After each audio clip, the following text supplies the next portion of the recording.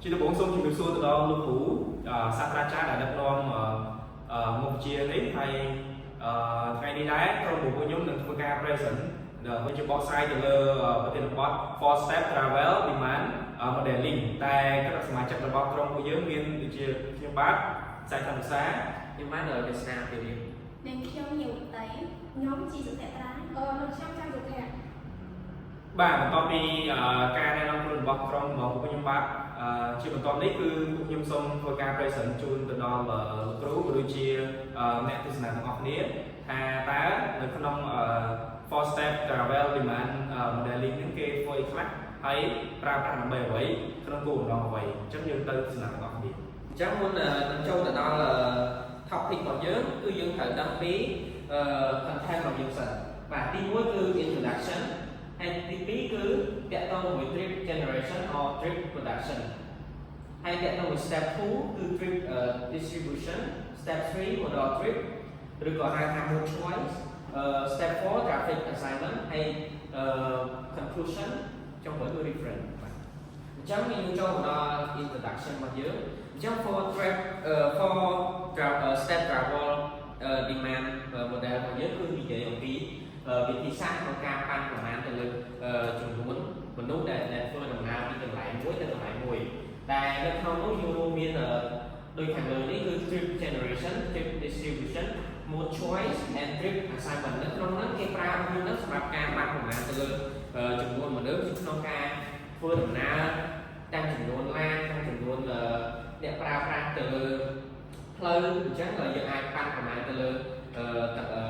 data ទាំងអស់ដើម្បីយើងយក plan ហ្នឹងទៅធ្វើជា data analyze ដើម្បីធ្វើជា decision for future development ដើម្បីអភិវឌ្ឍទៅលើគម្រោងណាមួយដែលទាក់ទងជាមួយនឹងការដឹកជញ្ជូនប្រព័ន្ធដឹកជញ្ជូនរបស់ប្រទេសកម្ពុជាយើងបាទ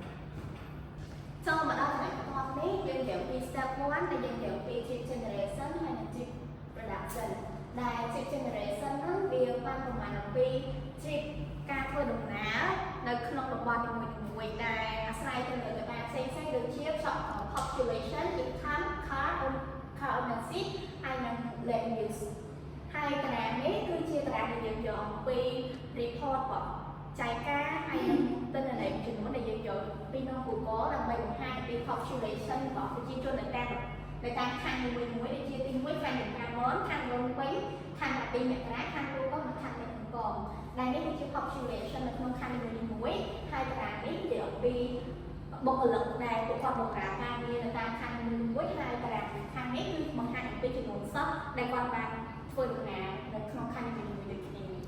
ចំណាយចំណុចនេះយើងនិយាយអំពីចំណុចមិនដូចគ្នាដែរគឺ trip generation ហើយនិង trip production ដែលនៅក្នុងនេះយើងបង្ហាញអំពីមួយ trip ចំនួន2គឺទី1 trip generation ហើយនិង trip production ដែលយើងនិយាយអំពី trip purpose ចំនួន4គឺទី1 home work school ហើយនិង other ហើយមកកន្លែងនេះយើងបង្ហាញពីចំនួន population នៃការធ្វើដំណើរហើយនេះគឺជាប៉ារ៉ាម៉ែត្រនៃអ្នកធ្វើការមានន័យថាមាន3តារាងដែលទី1 primary secondary ហើយនិង tertiary មានន័យថាយើងយកតារាងទាំង3នេះទៅការបង្ចូលគ្នាហើយយើងចែកជា3ដើម្បីបង្ហាញអំពីមធ្យមនៃបុគ្គលិកដែលនេះហើយនេះគឺជាតារាងបង្ហាញអំពីប៉ារ៉ាម៉ែត្ររបស់ចំនួនសិស្សដែលបានធ្វើនៃចំនួនសិស្សដែលបង្ហាញអំពីជាខាងនេះហើយនេះគឺជាតារាងដែលបង្ហាញចំនួន employee ប៉ារ៉ាម៉ែត្រដែលយើងតារាងនេះការចេញពីការបូកទិន្នន័យដើម្បីតារាងនេះចូលគ្នាហើយយើងធ្វើការចែកជា3ដើម្បីបង្ហាញអំពីវិសុទ្ធរួមវាចំដល់ចំណុចនេះគឺនិយាយអំពី trip distribution តែcònនៅក្នុងនោះយើងនិយាយអំពីនិយមន័យវាហើយdistribution ហ្នឹងគឺនិយាយអំពីការធ្វើដំណើរចេញពីទីតាំងមួយទៅទីតាំងមួយទៀតឬមួយក៏ពីយើងអាចនិយាយថាការចាប់ផ្ដើមពីទីតាំងមួយហើយនឹងទៅបញ្ចប់នៅទីតាំងមួយទៀតហើយនៅក្នុងនោះវាមាន travel time យើង search ពី Google ហើយនឹងវាអាចបញ្ជាក់អំពីចម្ងាយពីទីតាំងមួយទៅទីតាំងមួយដូចជាពីស្កាមបឺផ្លូវដូនពេញវាមានម៉ាន់ទីហើយនឹងពី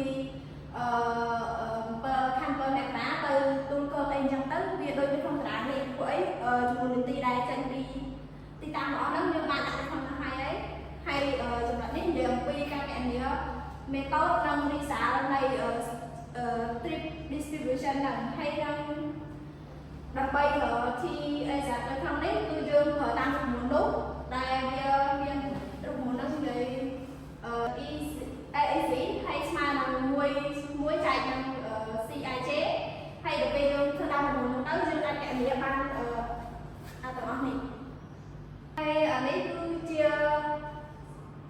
ca cái này nơi không nó là bây giờ khi error này script distribution hay đang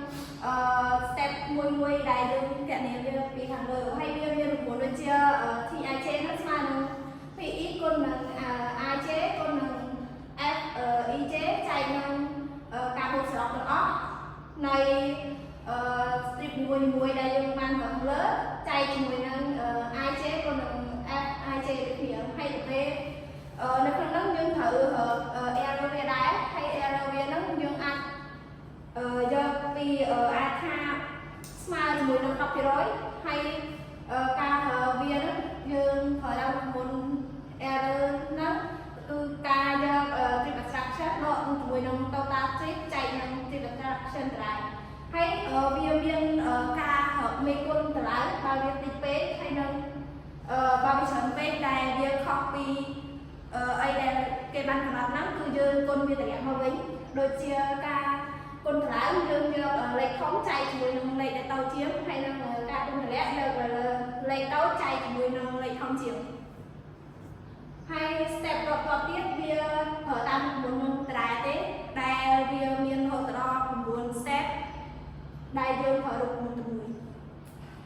hay cho đo step tiếp theo đi cứ việc để lựa đá hay step tiếp muối step tiếp bớt là step tiếp bảy hay step trong khỏi cái việc đôi tất nhiên này thế của những người một mùi chẳng những cho mà đo cho mình có biết đây về step thứ mấy là step thứ mấy nó cứ vậy vì một choice rồi có model speak một choice rồi có model speak nó cứ chia ca cứ chia nã cá này ca panประมาณ từ lời ca thôi đồng nã đời thôi đại thôi lai coi một số bài tất chỉnh chung xem có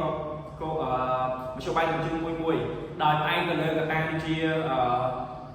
về lý người ta ca chẳng ai hay là khi xuống mùi hai chỉ mùi đừng lẹ cái này đây là phần nào còn này chấm nó còn đang có đi cứ vậy vì tham xuống tham trà bao tham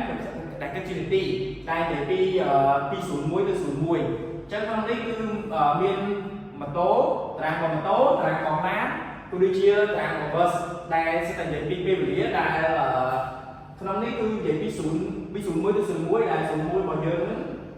cứ khang trong bọc của nhóm riêng trong hàng lưới khang sử dụng muối bên khang từ trong những bạn trong phim máu ấy dân rô miền tây bảo vệ chân cứ pi xuống muối ai chẳng hạn pi miền tây xuống pi xuống muối từ xuống pi ai chẳng hạn pi là bao nhiêu tây thấy tại con nắng dân Instagram Nam rồi gọi map rồi dân đặt cho khăn muối rô dạng chẳng hái và nên cứ chia bên thằng trà quỷ là bom mà tối này giờ phân nào bị sụn muối hay nên cứ chia bên quỷ để cứ chia tí để phân nào là lá bị sụn muối đi cái đĩa hay trong đó trà cái con đá cứ chia bên quỷ bom rồi trong trống tại không thì bao giờ nhớ để phân nào bị sụn muối tiền hay trở thành con tiếp tư về bị kho sinh của nó tại dân tâm thằng nơi đi hái ra bờ vậy thì tổ pi xuống muối từ xuống muối chúng ta trở lại tên còn màn hay cho đó cho mình có biết tôi vậy pi cost đo ra ok pi xuống muối từ xuống muối nó cũng trở lại tên pi chất cost dân ai ngon còn màn chân đi cái tông có cứ pi xuống muối cứ cost trở lại cái đây số trên mặt pay trắng như cái trên đô la và nó cái trên đô la trên số trên mặt pay trắng đô la chân cứ dương ra cái này đi cô nhung tên là này đi cô nhung ban sai cô đi chia nhung ban là xu nữa ai cả làm vậy cô ban là cost amount nếu mà xong slide có chẳng như cho mà đo slide có biết cứ step đi bay nhưng còn dương đã là những cái một choice chủ yếu mình có để những speed nữa hay cô rằng đấy cứ show như cái cost bọc cá này lại bọc cá đi xuống muối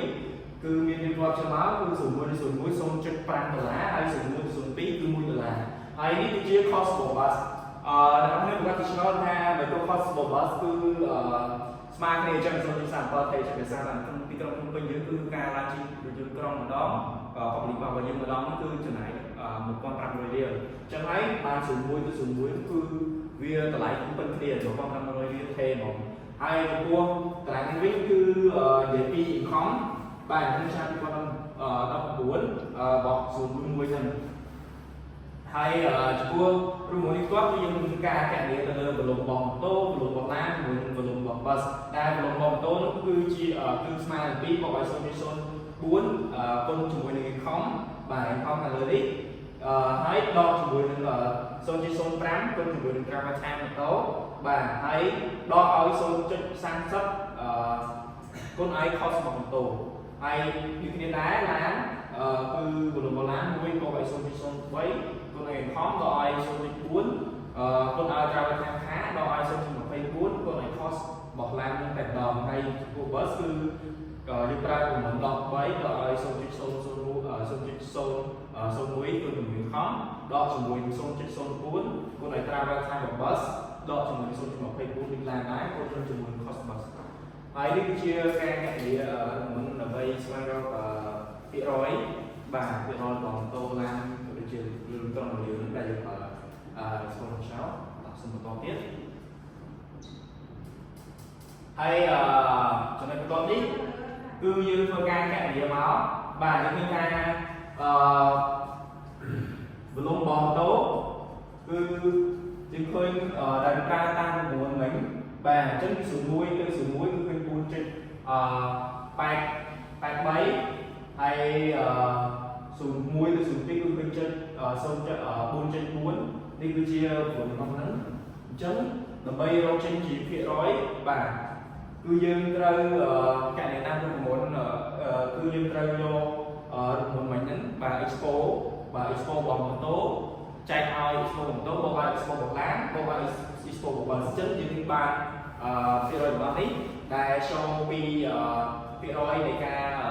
ជាក្នុងទីក្រុងភ្នំពេញរបស់យើងហ្នឹងតាម5ខណ្ឌហ្នឹងថា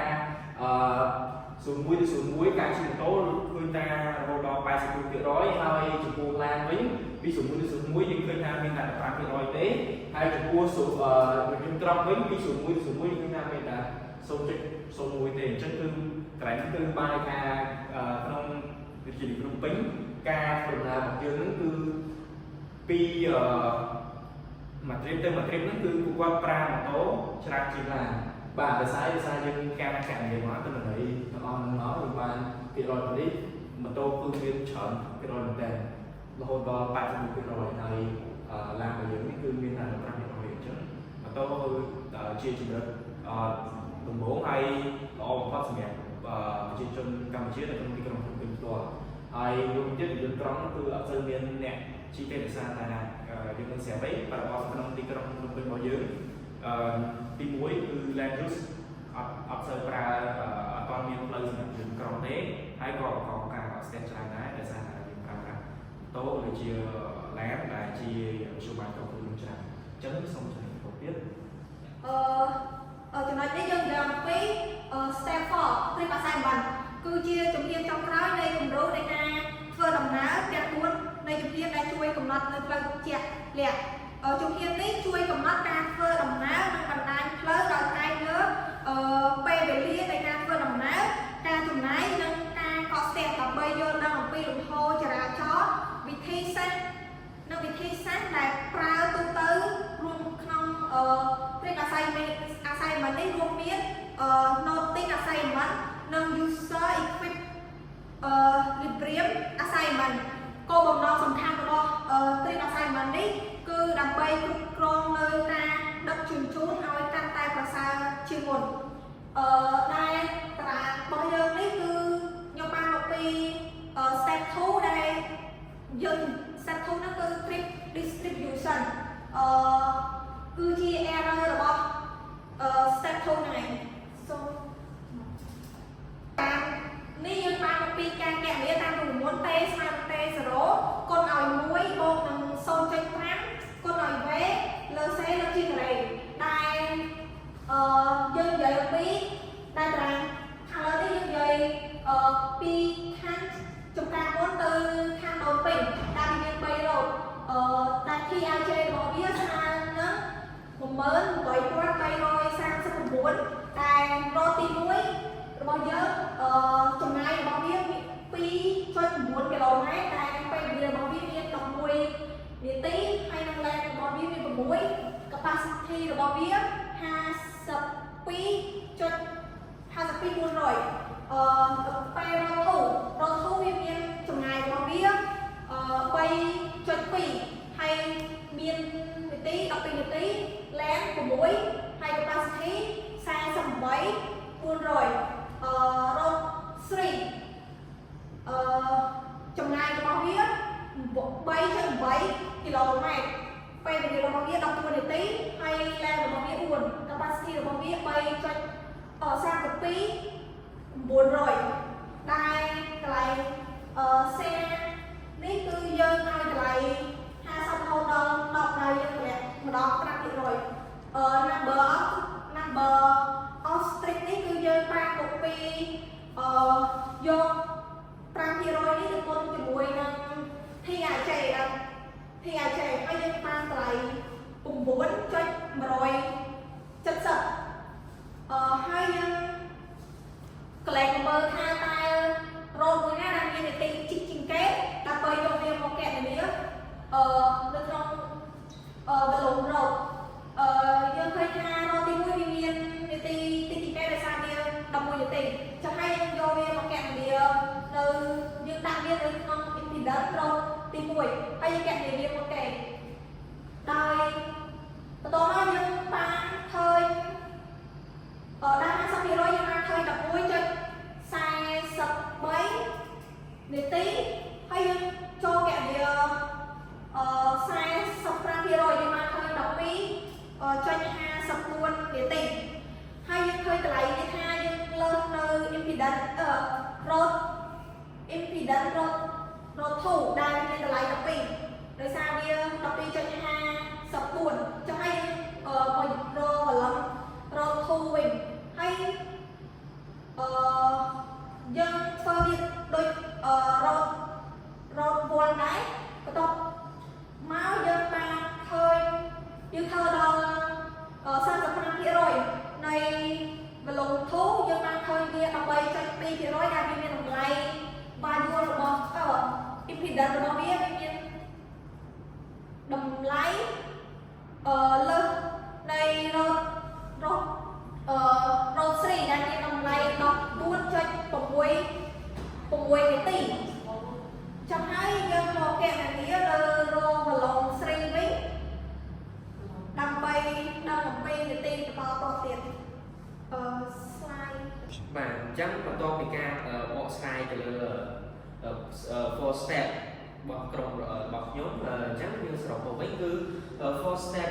travel demand model ហ្នឹងគឺបានផ្ដល់នៅការ process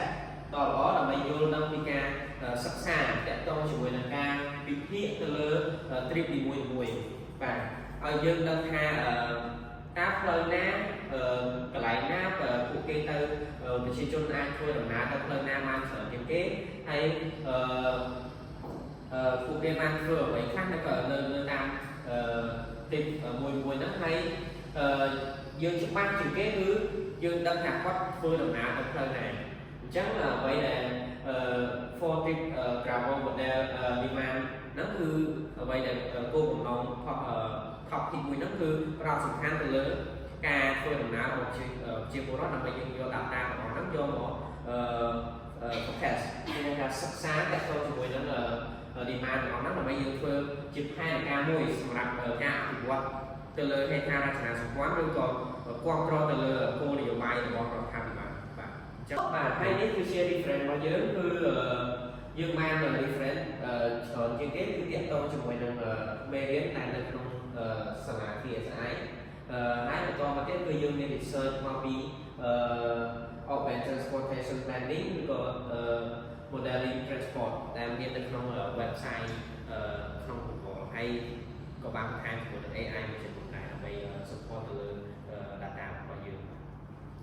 ចឹងជាកិច្ចបញ្ចប់ក្រុមរបស់ខ្ញុំសូមអរគុណទៅដល់លោកគ្រូដែលជួយបង្ហាត់បង្រៀនក៏ដូចជាបង្ហាញផ្លូវហើយអរគុណម្ដងទៀតទៅកាន់អ្នកទស្សនាទាំងអស់គ្នាដែលបាន